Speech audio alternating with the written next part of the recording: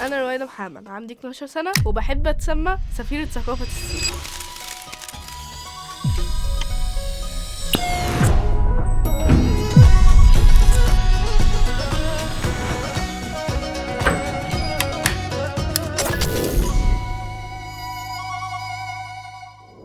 انا في اي سكول بالي 4 سنين. هي ماما اللي دخلتني برمجه. انا في الاول ما كنتش عايزه اخش، بعدين ماما قالت لي يلا نخش، يلا يلا يلا. اول حصه كانت ممتازه فقلت لها خلاص انا هكمل. الجيرني بتاعي في الفيديو جيمز كان اكسايتنج جدا. بسبب اي سكول قدرت اني اعمل زي التايمر الكلوك، وقدرت برضك اني اعمل تو دو ليست، يعني ان احنا نشوف ايه اللي احنا مسحناه وايه اللي احنا عملناه وايه اللي احنا عملناه له تشيك وكده. قدرت اني اعمل ويب سايت على فلاتر فلو عن فلسطين والمحافظات اللي جواها، فالحمد لله كسبت وجبت التالت على الوطن العربي. انا جات لي فكره عن ابلكيشن اسمه اي ادجستر. السبب اللي جالي الفكره دي عشان انا ومامتي نظرنا ضعف.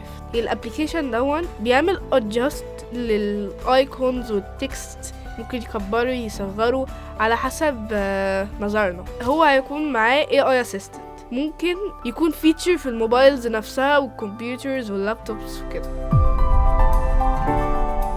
نظام السيشن في اي سكول بتكون حلوة وسهلة. في الأول بنعمل ريكاب على اللي احنا خدناه السيشن اللي فات، بعديها بنعمل الهومورك، بعديها بنعمل التشالنج اللي هو البروجكت نفسه، وبعديها يعني بننهي السيشن بيدونا هومورك جديد. الأطفال لو اتعلموا في اي سكول هيكون عندهم كذا سكيل، يعني مثلا presentation skills، يعملوا self introduction، البودي لانجوج، ازاي يعملوا presentations وكده. في بردك الكودينج سكيلز، انهم يعرفوا يعملوا اي برنامج او اي ويب سايت اي ابلكيشن وكده. الفيوتشر بتاعنا هو الاي اي، الارتفيشال انتليجنس، هو ده المستقبل كله. في اي سكول هما بيعلموا الاي اي والكودينج وكده.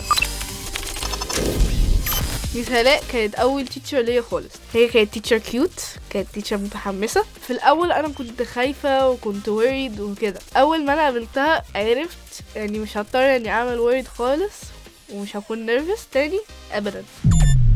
دي يعني صح، دي يعني غلط.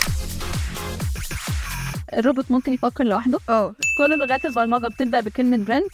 غلط. كل الروبوتات محتاجة برمجة عشان تشتغل. ال HTML لغة برمجية وتصمم ألعاب. غلط. أسهل لغة برمجة هي بايثون.